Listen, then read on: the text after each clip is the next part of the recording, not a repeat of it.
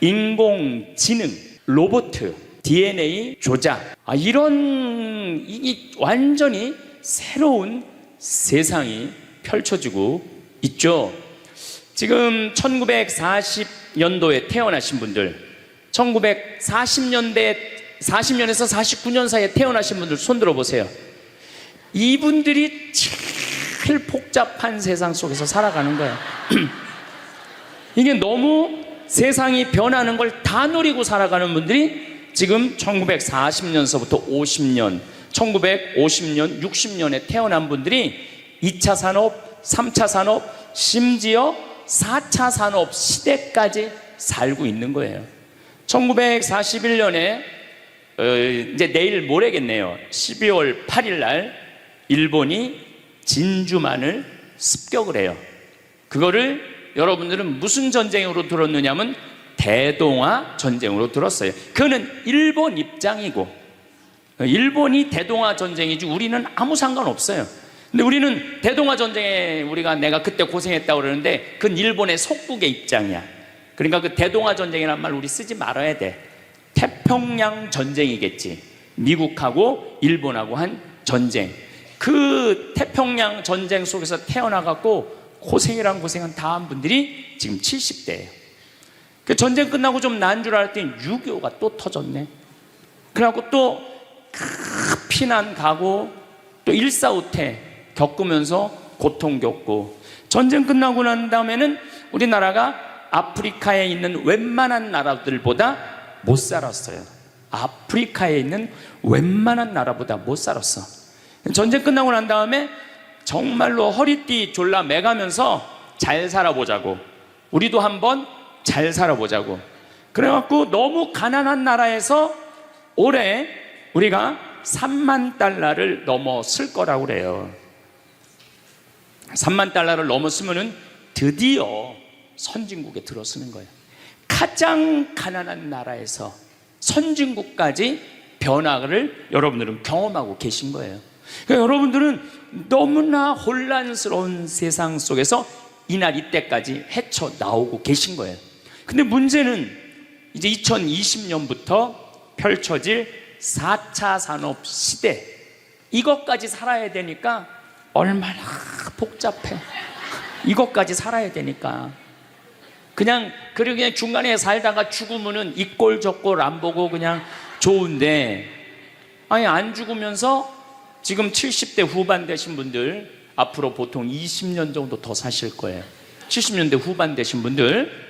근데 60대 되신 분들은 120살까지 거의 살 거예요. 지금 60대 되신 분들은. 그리고 재수없는 60대들은 200살까지 살 거예요. 200살까지. 재수없는 60대들은. 그 이야기를 제가 오늘 하려고 그러는 거예요. 자, 제가 한 10년 전에 평화방송에 이런 강의를 했었어요. 아마 또 평화방송에서 계속 틀어주니까 그 내용이 나올 거예요. 10년 전에 한 얘기예요. 앞으로 2020년이 되기 시작하면은 인간은 세 종류로 나눠질 것이다.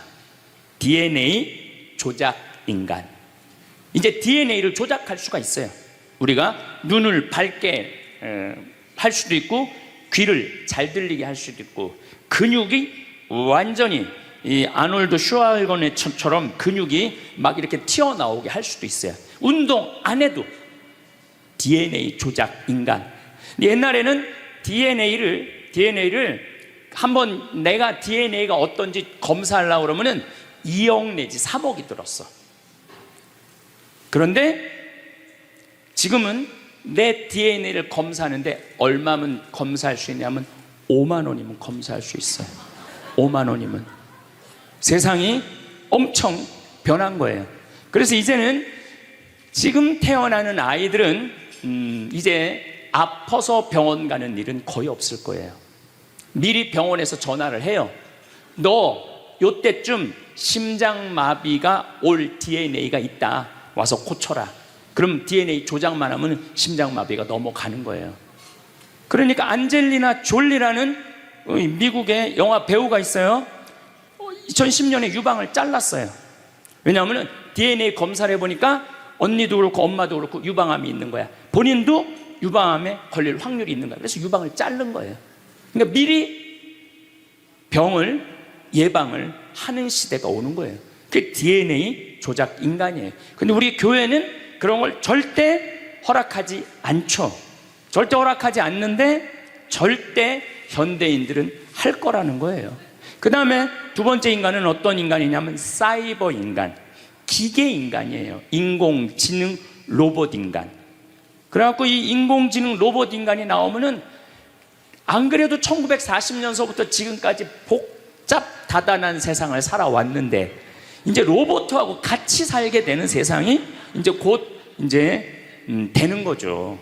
그리고 이제 세 번째 인간은 오리지널 인간. 여러분들, 저나 여러분들. 근데 누가 제일 떨어지느냐? 오리지널 인간이 제일 떨어질 거예요. 그래서 앞으로는 이제 어떤 세상이 제일 걱정되는 게 뭐냐면은 로봇가 공장에서 일하는 거예요. 로봇가 공장에서 일을 하게 되면은 많은 노동자들은 일자리를 잃어버려요. 현재 몇 명 정도 일자리를 잃어버릴 걸로 예상을 하냐면 8억 명 정도가 일자리를 잃어버린대. 8억 명. 그러니까 노동자의 4명 중에 1명은 일자리를 잃어버리는 거. 이거 보통 심각한 문제가 아니에요. 그래서 이제 웬만한 사람들은 공장에서 일할 수가 없어. 누가 다 일을 해? 로봇가 다 하니까. 그리고 요즘 그 조그만 회사 사장들 말을 들어보면은 요즘 뭐 노동자들 옛날에는 죽으라고 일했는데 아침에 잠깐 나가서 커피 마신다고 와서 커피 한 잔 마시고 또 잠깐 나가서 좀 일하는 척하고 들어와서 밥 먹는다고 그러고 또 조금 나가서 뭐 그러니까 돈 주고 일을 시킬 수가 없다는 거예요. 그러니까 만약에 로봇가 일을 하면은 사람을 시키겠느냐? 로봇을 시키겠느냐? 당연히 로봇을 시키는 거죠. 그러니까 점점 사람이 일자리를 빼앗길 것이라는 거예요. 로봇을 쓰는 사장들은 돈을 어마어마하게 벌고 그런 자본이라든지 그런 능력이 없는 사람들은 무지무지하게 가난하게 사는 거예요. 이제 앞으로 여러분들이 5년 후, 10년 후에 볼 세상이 그렇다는 거예요. 그래서 요즘 세계적으로는 어떤 정치적인 시도를 하느냐면은 그럼 일자리 없는 사람들은 먹고 살아야 될 거 아니야. 사람인데. 그래서 로봇한테 세금을 매기는 거예요. 그래갖고 로봇가 만약에 일을 하면은 저 로봇한테 100만 원 세금을 매기는 거야. 그 로봇한테. 그래갖고 그 100만 원을 누구한테 줘? 일 못하는 사람한테 주는 거예요. 그게 기초생활 수급이라는 거예요. 기초생활 수급.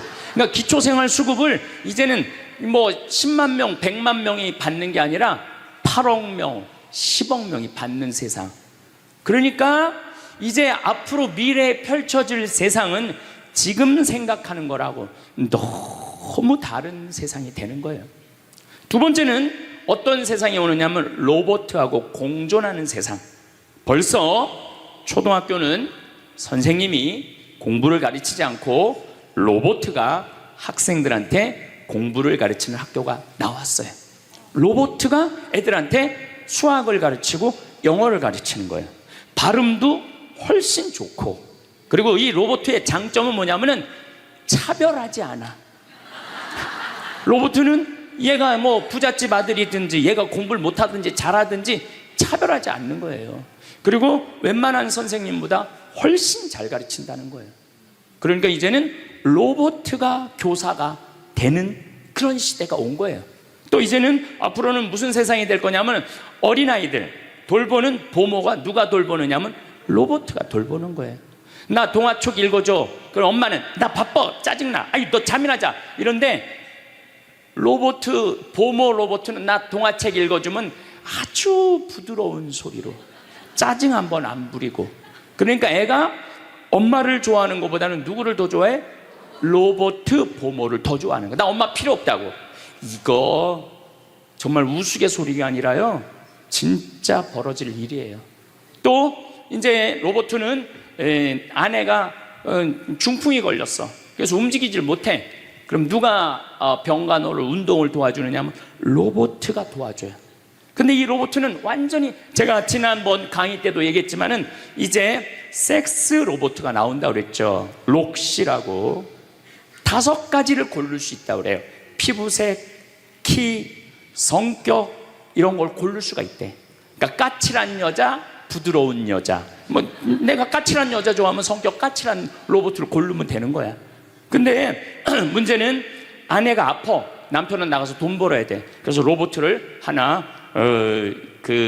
도우미 로봇을 했어. 근데 이 로봇은 아내를 너무 따뜻하게 해주는 거야. 그러니까 아내는 자꾸 남편한테 실망하는 거야. 자기 힘들다고 들어가서 자고. 근데 로봇은 나 좀 주물러 달라 그러면 언제든지 와서 주물러 주잖아요. 그러니까 남편한테 당신 나 필요 없다고, 나 이혼하고 싶다고. 그러니까 로봇하고 사람하고 혼동하는 세상이 오는 거예요. 로봇하고 사람하고. 그리고 더욱 2040년이 되면은 이 로봇가 감정까지 느껴. 사랑까지 할 수 있다는 거예요. 사랑까지. 아내 역할을 다 할 수 있는 세상이 온다는 거예요. 저 신부님 너무 앞서 나가는 거 아니야? 앞서 나가는 거 아니에요. 지금 미래 과학자들은 다 그런 세상이 온다고. 근데 이게 먼 미래가 아니라 바로 코앞에 와 있다는 거예요. 바로 코앞에 와 있다는 거예요. 3D 프린터기로 콩팥 만들 수 있어요. 간 만들 수 있어요. 요즘 시도하는 건 심장까지 만들어 갖고, 이제 앞으로는 이제 여러분들이 이제 한 90살쯤 되면은 85살쯤 돼도 그럴지 몰라. 생일날 아버지 이번 생일에 아버지 간 좀 갈아드릴게요. 그래갖고 간 갈아주고, 내년에는 심장 갈아드릴게요. 심장 갈아주고. 그런 세상이 올 가능성이 굉장히 많아요. 그럴 세상이. 참 이게 오래 사는 게 2045년까지만 살면은 안 죽는다는 거예요. 2045년. 그러니까 내가 80살까지만 나도 살면 어떻게든지 버티면은 안 죽을 수 있다는 거. 80살까지만. 앞으로 펼쳐질 세상에 가장 걱정스러운 게 뭐냐면은 수명 연장이에요. 수명 연장. 여기 계신 분들 중에 아까도 말씀드렸지만은 100살, 120살, 정말로 재수 없으면은 200살까지 살 수 있는 분들이 많습니다. 실질적으로 많아요. 근데 여러분들 오래 사는 거 좋을까요? 내가 많은 분들이 오래 살기를 원해요. 안 죽는 걸 원해요. 근데 내가 만약에 앞으로 뭐 길게 안 보고 딱 120살까지 산다고 보면 내가 앞으로 67년 정도 더 살면은 120살 되거든요. 67년. 근데 내가 앞으로 67년 동안 사는 동안 불면증이 있어. 매일 밤마다 잠이 안 와. 67년 동안. 그 여러분들 좋을 것 같아요? 내가 정말로 마음 안에 미움이 너무너무 꽉 차 있어. 67년 동안 계속 미움 속에서 살아. 분노가 꽉 있어. 67년 동안 분노 속에서 항상 좌절감을 맛보고 있어. 우울하고 있어. 내가 우울해. 또 조울해. 어떨 땐 좋을 땐 너무 좋고 싫을 땐 너무 싫고, 그렇게 막 up and down, up and down 그러면서 앞으로 50년, 60년 사는 거 좋아요? 그렇게 성숙함이 없이 살 거면 그냥 지금 죽는 게 나아. 지금 죽는 게 나아요. 내가 앞으로 60년 동안 살면서 매일매일 감동하고 매일매일 행복하고 매일매일 감사하고 매일매일 사랑한다면은 앞으로 60년 사는 거 괜찮겠죠. 그런데 60년 내내 잠도 못 자고 미움 속에서, 자식들 원망 속에서, 외로움 속에서, 배신 속에서, 불행 속에서 오래 사는 거 좋아요?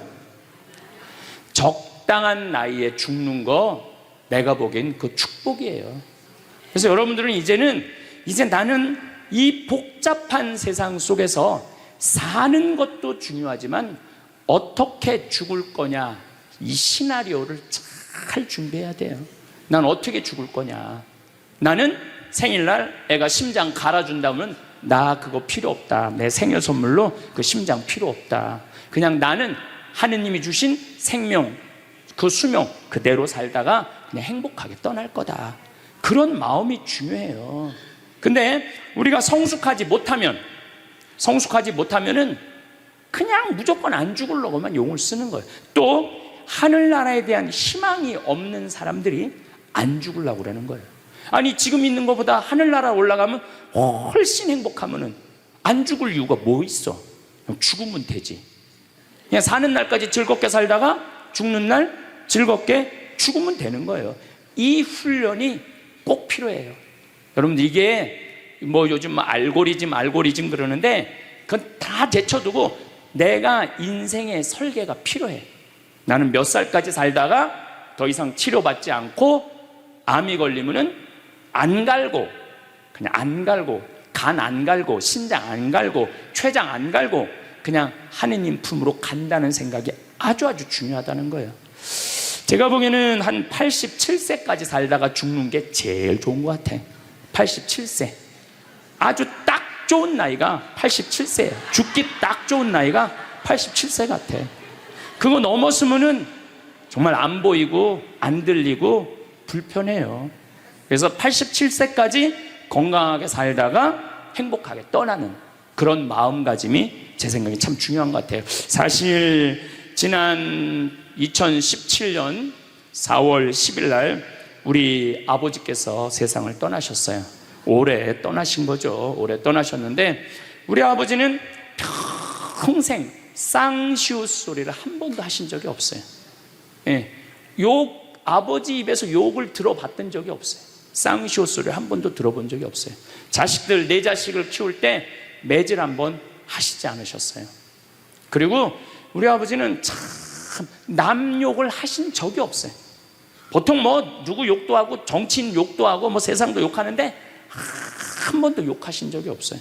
그리고 지금 요즘 아버지 생각을 이렇게 보면은 아버지한테 제일 놀라운 거는 우리 아버지가 그냥 옛날에 연초제조창이라고 담배 회사 그냥 기능 공무원이셨어요. 그러니까 뭐 여유 있게 돈을 쓰실 기회가 없으셨죠. 근데 어렸을 때도 돈이 없어서 불편하다, 돈이 있었으면 좋겠다, 그런 말씀 하신 적이 없어요. 그냥 월급 봉투 딱 어머니한테 던지면은 뭐 집이 어떻게 됐든 아무 상관하지 않으시고 당신 산에 다니시고 정말로 신선같이 사셨어요. 근데 아버님이 올 초에 2달 고생하시고 돌아가셨어요.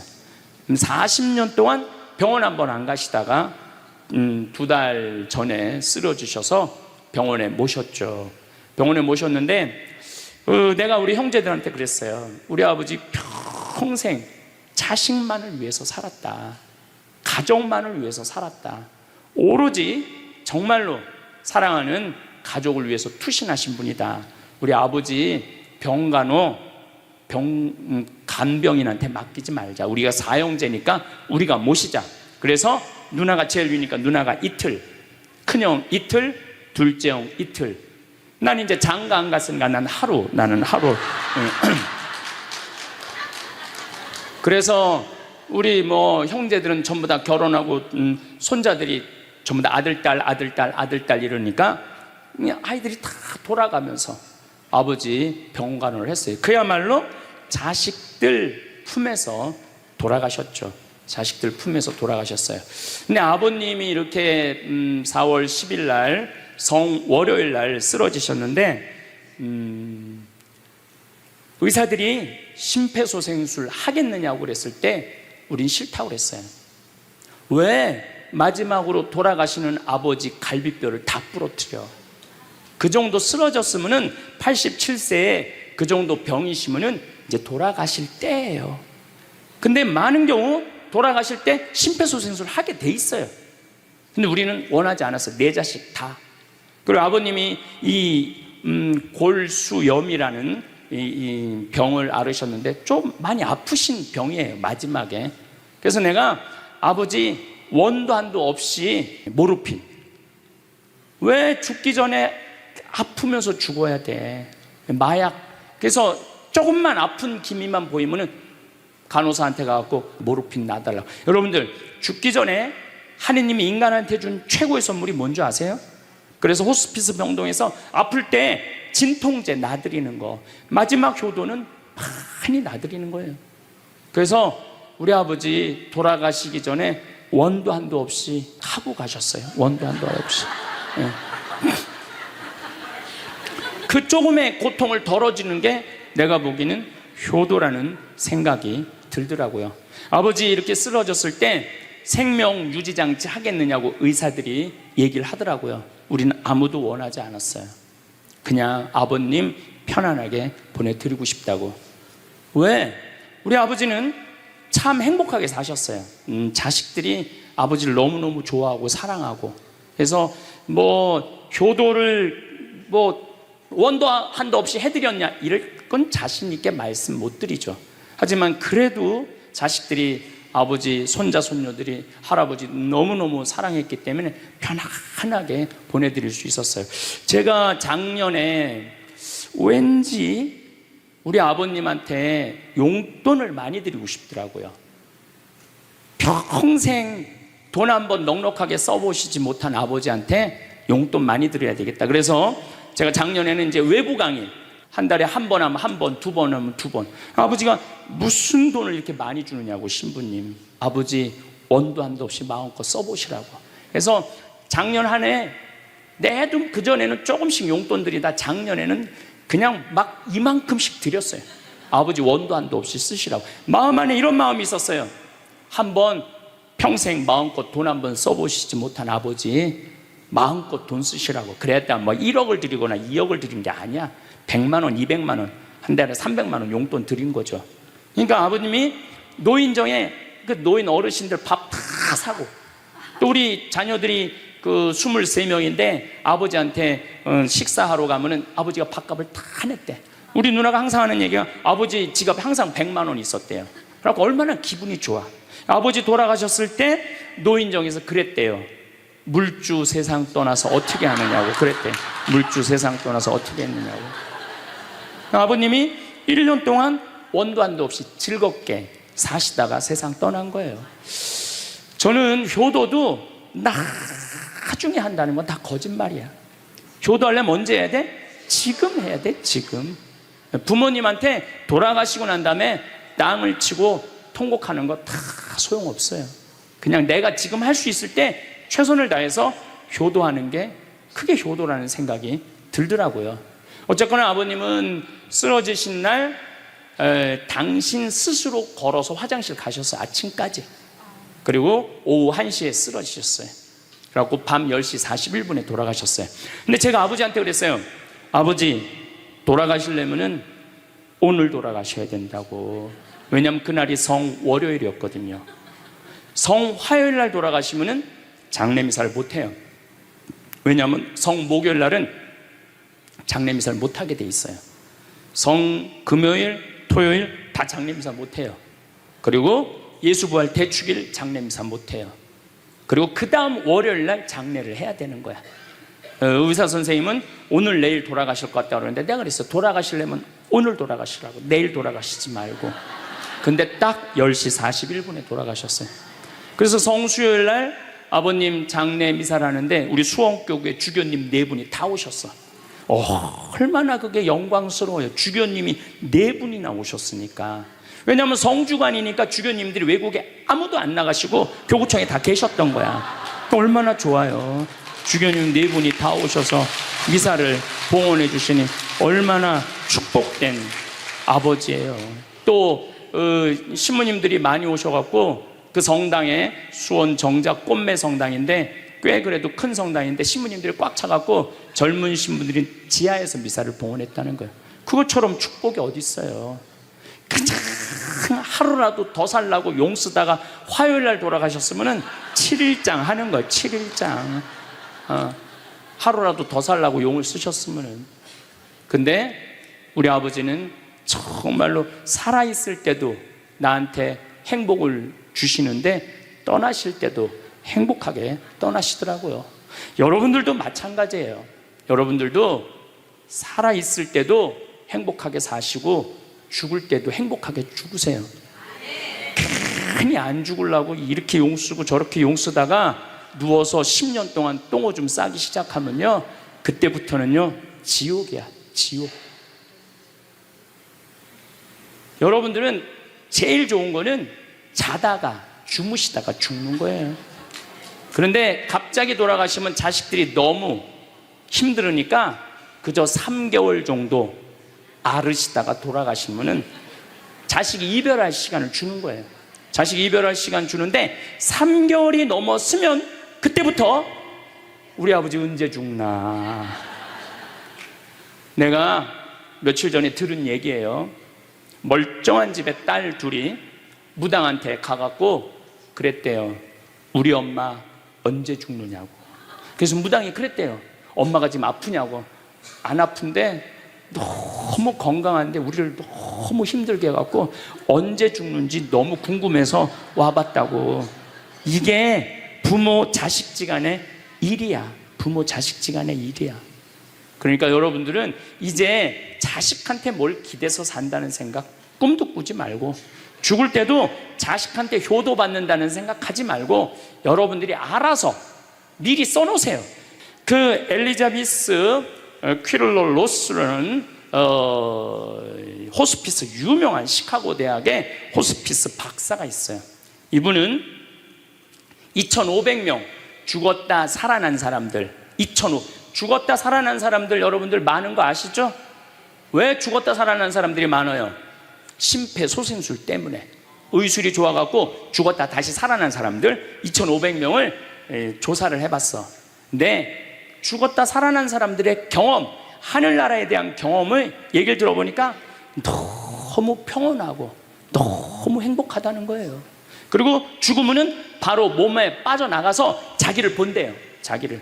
그래갖고 여러분들 죽은 사람들 그 주위에서 이 친지들이 하는 말이 다 들린대. 그 몇 분 동안, 하늘나라 올라가기 전에 몇 분 동안은. 그러니까 절대 죽은 사람한테 그렇게 살더니 참 잘 죽었다 그런 소리 하면 안 된다는 거예요. 끝까지 좋은 소리를 해야 된다는 거예요.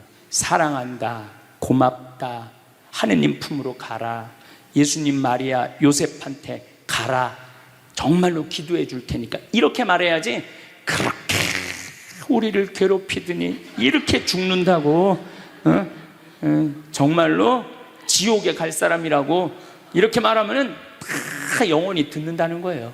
그리고 죽었다 살아난 사람들의 아주 기가 막힌 얘기는 안 못 보는 사람은 죽으면 다 보인다는 거예요. 눈이 다 보인다는 거예요. 그게 그냥 하는 게 아니라 다시 살아 돌아와서 아무것도 못 봐. 근데 의사가 무슨 반지를 어떻게 꼈고 이 병원이 어떻게 생겼고 누가 어디 자리에 있습니까? 다 아는 거야. 죽었다가 죽으면은 눈이 보이는 거야. 다리 없는 사람은 자기 다리가 있다는 거예요. 듣지 못하는 사람은 듣고, 아픈 사람은 아픈 부위가 다 없어진다는 거야. 그러니까 여러분들 지금 살아있으면서 몸에 허리도, 아까 할아버지 한 분 안수해달라고 그래갖고 허리가 막 이렇게 구부러진 사람 죽으면 딱 펴진다는 얘기예요. 그러니까 완전히 사도 바오로의 말씀처럼 새로운 모습으로 변하는 거야. 죽으면 끝이 아니야. 하느님께로 가는 여행의 시작이에요. 그러니까 죽는 거를 막 그냥 밀어내시지 마세요. 한 70년, 80년 살았으면 살 만큼 살지 않았어? 그렇죠? 뭐하러 200년을 살아? 뭐하러 300년을 살아? 또 200년, 300년 사는 것도 좋아요. 그런데 정말로 감동 속에서, 행복 속에서, 사랑 속에서 200년, 300년을 살면 좋지. 근데 여러분들 한 200살 되면 여러분들하고 놀아줄 사람이 몇 명이나 될 것 같아? 200살 단 사람하고. 그 외로움 속에서 사는 거예요. 그래서 자연의 순리를 따르고 사는 게 가장 좋은 거예요. 자연의 순리를. 그래서 사는 만큼 살다가 떠날 때 이제 누구한테 간다고 생각하면 돼? 하느님 아버지한테로 간다고 생각하면 돼. 그래서 죽는 게 결코 나쁜 게 아니에요. 저도 아버님을 보내드리면서 굉장히 슬펐죠. 하지만은 우리 아버지 너무너무 열심히 사셨고, 마지막에 우리 주교님들, 우리 사제들, 또 수많은 교우들이 기도 속에서 저는 아버지 하늘나라로 갔다고 생각을 해요. 또 아버지는 살아생전에 고향이 경상도 함양인데 어머니가 이미 가묘를 다 해놨어, 고향에다가. 근데 아버지는 고향에 가기 싫다는 거예요. 어머니는 고향에 가고 싶고, 죽으면은. 그래서 아버지는 나는 고향에 안 가. 어머니 왜 안 가냐고, 그 고향에 그 좋은 산소 써놓고 그래서 맨날 두 분이 간다 안 간다 그러시더라고요. 난 그 얘기를 들을 때마다 참 웃기더라고요. 왜 웃기냐면은 갔다가 모셔다가 묻는 건 우린데 본인이 간다고 가고 안 간다고 안 가. 우리가 모시는 대로 가는 거지. 근데 작년에 아버님이 굉장히 건강하셨어요. 올해 쓰러지시기 전에. 근데 아버님 말씀이 제 귀를 울리더라고요. 그래서 우리 천주교 수원교구 안성 천주교 공원묘원에 갔어요. 가고 우리 후배 신부님한테 제일 좋은 자리를 좀 봐줘라. 딱 갔는데 정말로 산소 자리가 좋더라고요. 그냥 양지 바른데 앞에 우리 아버지가 참 파란 걸 좋아하셨는데 그 아버님 내가 산소 자리 본데 앞에 파란 골프장이 쫙 보여. 얼마나 좋은지. 그래갖고 아무도 몰래, 우리 가족 아무도 몰래 내가 예약을 해놨어요. 그리고 아버님 돌아가셨을 때 안성 천주교 공원묘 모셨죠. 아버님이 왜 고향에 가기 싫어하셨느냐면은 우리 큰할아버지, 둘째 할아버지가, 셋째 할아버지까지 있었는데 큰할아버지가 딸만 6을 낳았어요. 둘째 할아버지는 아들을 3을 낳았는데 둘째 할아버지 첫째 아들이 우리 아버지야. 근데 1930년, 우리 아버지가 30년생이시니까 87세니까 그때는요 장손집에 아들이 없으면 8살 이전에 큰아버지 집에 가서 양자로 자라야 돼. 아버지는 그랬던 거예요. 그래서 친어머니 아버지 밑에서 못 자라셨어. 그래 고향이 싫은 거야. 그래서 난 고향에 안 간다고. 근데 제 생각에는 그 아버님의 마음을 헤아려 주는 게 난 예의라는 생각이 들더라고요. 그래서 아버님 원하는 대로 안성에 모셨는데 얼마나 좋은지 몰라요. 어제도 갔다 왔어요. 그냥 오며 가며 가는 길에, 강의 가는 길에 한번 가서 뵙고, 우리 아버님 마지막까지 담배를 피셨어요. 그것 때문에 돌아가신 거지만은, 그래갖고 어제도 담배 한 대 탁 물려드렸어요. 피시라고. 갈 때마다 담배를 한 대씩 물려드리세요. 무슨 얘기냐면 부모하고 자식은 살아서도 좋고 죽어서도 좋아야 돼. 그런데 부모님이 10년 동안 똥오줌 싸고 치매 걸려갖고 지겨워. 부모님 찾아오지도 않았어. 그래갖고 부모님이 돌아가셨어.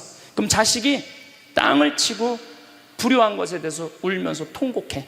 그리고 돌아가셨는데도 부모님 먼 데다 모셔놔갖고 1년에 한 번, 2년에 한 번 가고, 살아서도 안 좋고 죽어서도 안 좋은 거예요. 그러니까 여러분들은 살아서도 좋고 죽어서도 좋은 부모 자식 관계를 유지하려면 죽음에 대해서 생각을 많이 하셔야 돼. 죽음에 대해서. 근데 이제 아버님 돌아가셨는데 딱 화요일 하루 장례를 했는데 조문객들이 얼마나 많이 왔는지 밥을 7번을 했대요. 보통 장례 밥 1번 한대. 근데 밥을 7번 했대. 우리 형님 둘도 나만 활동을 많이 하는 게 아니라 형님 둘도 어마어마하게 친구가 많더라고 보니까. 우리 누님도 그렇고. 그러니까 그냥 1000명 이상이 조문객이 왔으니까 조의금도 굉장히 많이 들어왔다는 얘기죠. 조의금도. 근데 내가 그 조의금을 싹 모아서 평창으로 갖고 왔어요. 우리 형제들은 조의금을 구경도 못했어요.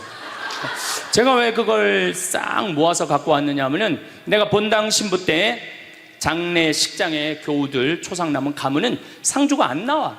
왜 안 나오냐 그랬더니 저기 지금 방에 들어가고 조의금 갖고 싸운다는 거야. 네가 더 가질 거냐 내가 더 가질 거냐. 여러분들, 저는 우리 지금 대한민국이 이 변화, 제가 변화의 도전이라는 주제로 강의를 하지만 이 변화되는 세상에 생각을 바꿔야 돼요. 이제 지금 기업의 0.3%가 우리나라 총이익의 50%를 갖고 있대요.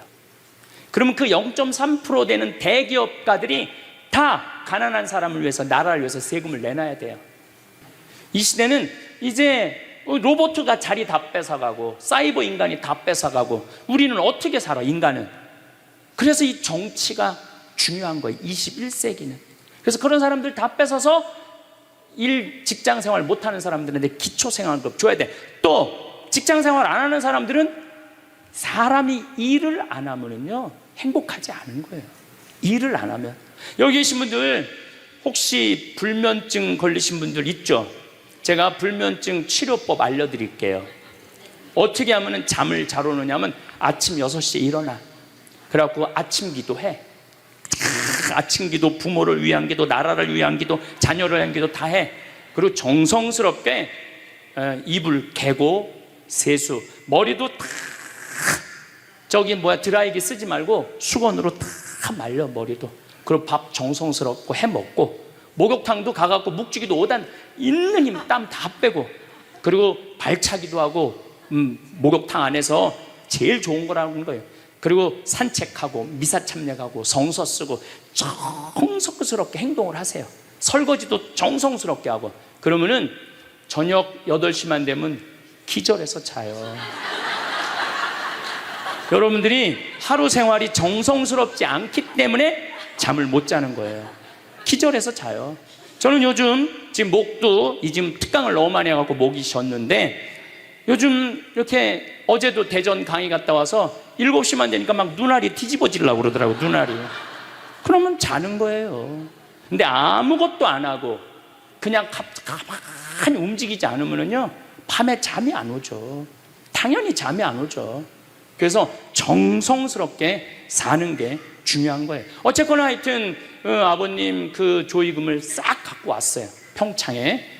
그래갖고 내가 우리 형제들한테 얘기했어요. 아버님 돌아가신 조의금은 어린아이를 위해서 쓸 거고, 어머님이 돌아가신 조의금은 노인분들을 위해서 쓸 거다.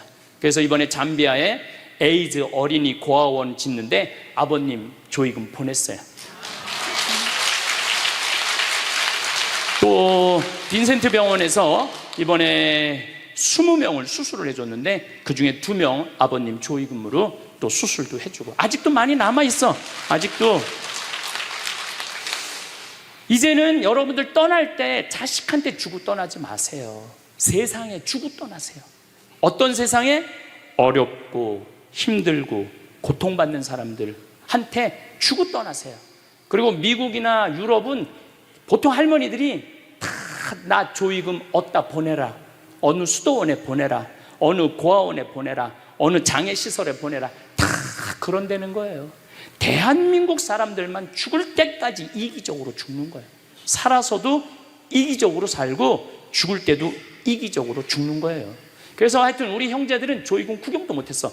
대신 내가 우리 형제들한테 보내준 선물이 있어요. 조의금 명단은 다 보내줬어. 타이프 쳐갖고. 갚아야 될 거 아니야. 갚아야 될 거 아니야. 되게 죽은 사람들의 경험을 들어보면은, 내가 이 키블러 로스라는 이분 책을 요즘 계속 읽고 있는데, 기가 막힌 거는 딸이 죽었어. 근데 다시 살아났어. 근데 이 딸이 아빠 엄마한테 얘기하는 거. 엄마 아빠 내가 죽었는데 오빠가 나를 너무 행복하게 기다리고 있어. 그래서 그 오빠랑 놀았는데 너무너무 행복했어. 근데 이 엄마 아빠는 너무너무 놀란 거예요. 왜 놀랐느냐 하면은 이 아이가 태어나기 전에 오빠가 죽어갖고 단 한 번도 오빠 얘기를 한 적이 없거든. 근데 죽어서 그 오빠가 기다리고 있는 거예요. 그러니까 이 기가 막힌 노릇 아니에요. 또 이런 경우도 있었다고 그래요. 어떤 경우가 있었느냐 하면은 교통사고 났어. 여동생, 오빠, 아빠가 했는데 오빠하고 아빠는 죽은 거야. 그 여동생은 다 기절한 상태에서 죽었는지 안 죽었는지 확인할 길이 없잖아요. 근데 다시 죽었다고 생각하고 병원에 가서 살아났어. 근데 이 여동생이 엄마 너무 슬퍼하지 마. 하늘나라에서 오빠하고 아빠가 날 기다리고 있어. 너무 행복해. 근데 얘는 오빠하고 아빠가 죽었는지 모르는 상태, 혼수 상태인데 그걸 아는 거예요. 근데 여기 특징 중에 하나는 죽어서는 살아있는 사람은 절대 못 본대요. 죽은 사람만 본다는 거예요. 죽은 사람만 하늘나라 가서 본다는 거예요.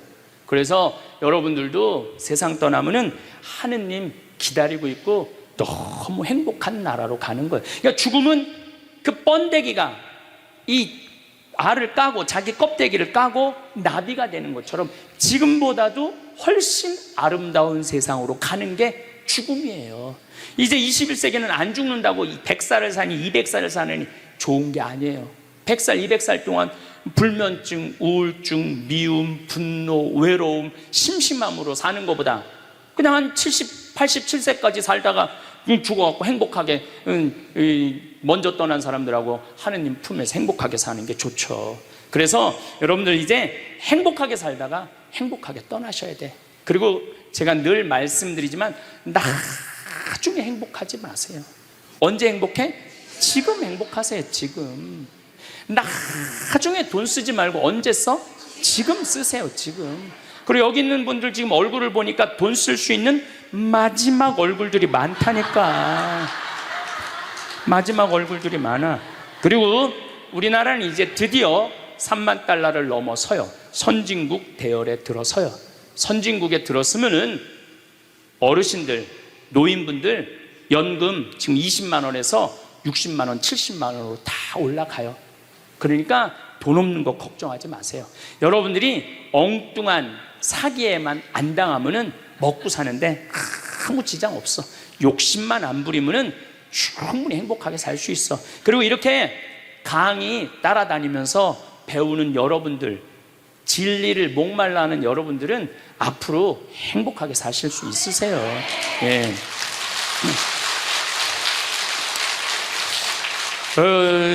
인생의 주인공은 나야. 내 자식이 아니고 내 남편이 아니고 내 아내가 아니야. 내 행복은 누가 책임지느냐 하면 내가 책임지는 거야. 내가 지금 불행한 거는 남편 탓도 아니고 자식 탓도 아니고 누구 탓이야? 내 탓이야. 왜? 나를 위해서 쓰는 법을 배운 적이 없어. 나를 위해서 버는 법은 배웠는데 쓰는 법을 배운 적이 없어. 본인들을 위해서 쓰세요. 자, 1960년대 70년대는 열심히 살아야 돼. 너 정말로 아끼고 살아야 돼. 가난했을 때 얘기예요. 이제 3만 달러가 넘었을 때는 이제는 재밌게 살고 행복하게 살고 의미 있게 살고 나누고 살아야 돼. 세상이 참 빠르게 변합니다. 어제와 오늘이 다르고 작년과 올해가 또 다릅니다. 눈을 뜨면 새로운 이야기가 들려옵니다. 우리가 살아온 세상과는 다른 모습의 이야기들입니다. 기억하십니까? 아랫목이 뜨끈하던 시절, 창호지 문틈으로 스며들던 겨울의 찬 바람을 기억하실 겁니다. 새벽이면 동네를 가득 채우던 연탄가스 냄새와 멀리서 들려오던 기차의 경적 소리가 있었습니다. 그것이 우리가 알던 세상의 모습이고 소리였습니다. 불편했지만 정겨웠고 느렸지만 여유가 있었습니다. 모든 것이 사람의 손을 거쳐야만 했던 시절이었습니다. 그러다 어느 날 세상에 빛이 들어왔습니다. 스위치 하나로 어둠을 몰아내는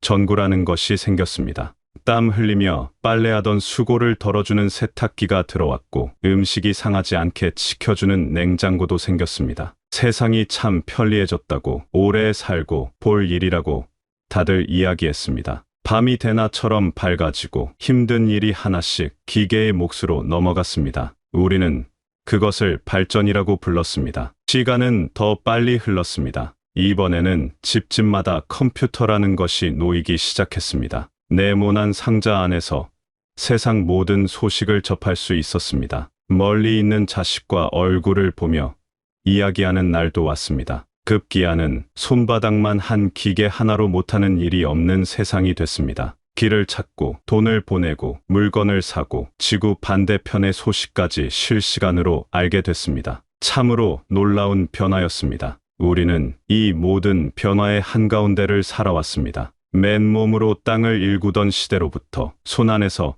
세상을 움직이는 시대까지 모두 겪어낸 것입니다. 그런데 이제는 또 다른 변화가 문 앞에 와 있습니다. 지금까지의 변화와는 비교할 수 없는 아주 커다란 물결이 밀려오고 있습니다. 스스로 생각하는 기계, 사람처럼 말하고 그림까지 그리는 기계가 나타났습니다. 공장에서는 사람 대신 로봇이 물건을 만들고 굳은 일도 척척 해냅니다. 어떤 이들은 이것이 사람의 일자리를 모두 빼앗을 것이라며 걱정하기도 합니다. 기계가 모든 일을 대신하게 되면 사람은 무엇을 하며 살아야 하는지 묻습니다. 심지어 기계에게 세금을 걷어 그 돈으로 사람들이 기본적으로 살아갈 수 있도록 해야 한다는 이야기도 나옵니다. 참으로 생경한 풍경입니다. 더 나아가 우리 몸의 비밀까지 바꾸려는 시도가 이어지고 있습니다. 사람의 몸을 이루는 가장 작은 단위를 연구해서 병이 생기기 전에 미리 막고 늙는 것을 늦추고 약해진 몸의 기능을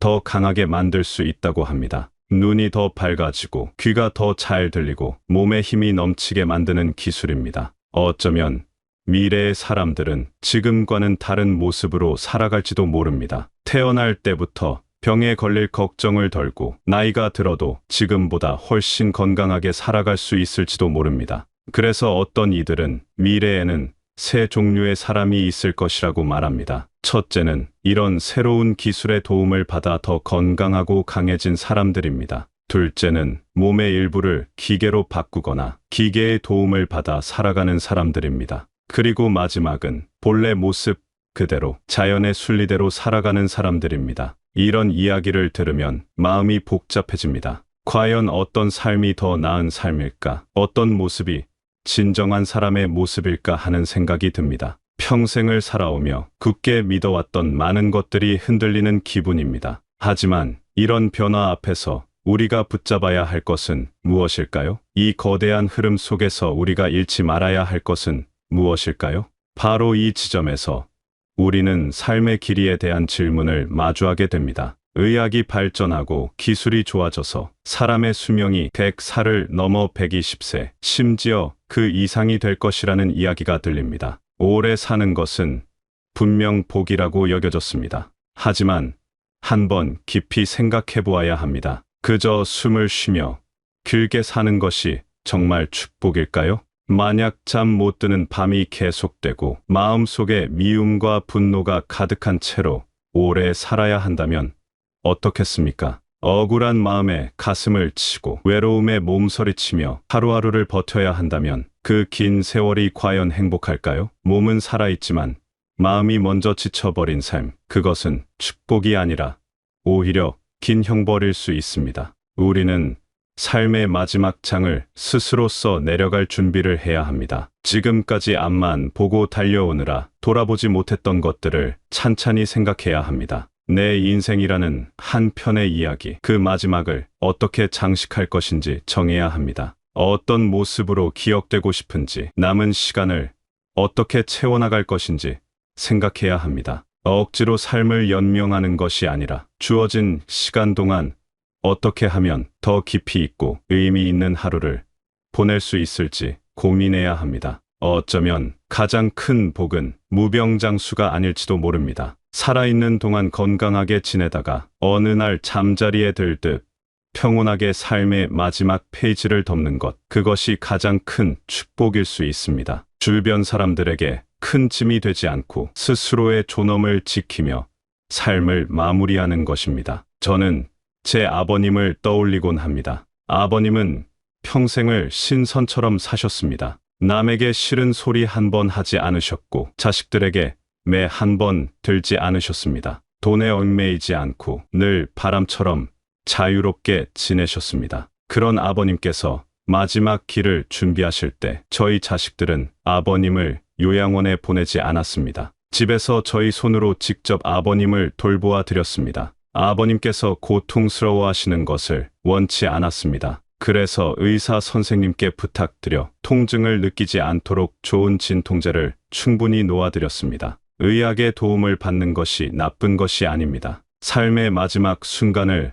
고통 속에 보내는 것보다 평온하게 맞이할 수 있도록 돕는 것이 진정한 도리라고 생각했습니다. 그리고 평생 돈 걱정을 하시며 당신을 위해 변변한 것 하나 사보지 못했던 아버님께 넉넉한 용돈을 드렸습니다. 아버님은 그 돈으로 동네 노인정에 가셔서 친구분들에게 밥도 사시고 즐겁게 어울리셨습니다. 돈이 많아서가 아니었습니다. 마지막 가시는 길에 돈 때문에 서러웠던 마음 없이 베푸는 기쁨을 마음껏 누리시도록 해드리고 싶었습니다. 효도는 나중으로 미루는 것이 아니었습니다. 바로 지금 살아계실 때 마음을 표현하는 것이었습니다. 아버님은 마치 약속이라도 한 듯 저희가 바라는 날에 편안히 눈을 감으셨습니다. 많은 분들이 오셔서 아버님의 마지막 길을 축복해 주셨습니다. 그것은 슬픔의 자리가 아니라 한 사람의 아름다운 인생이 잘 마무리되는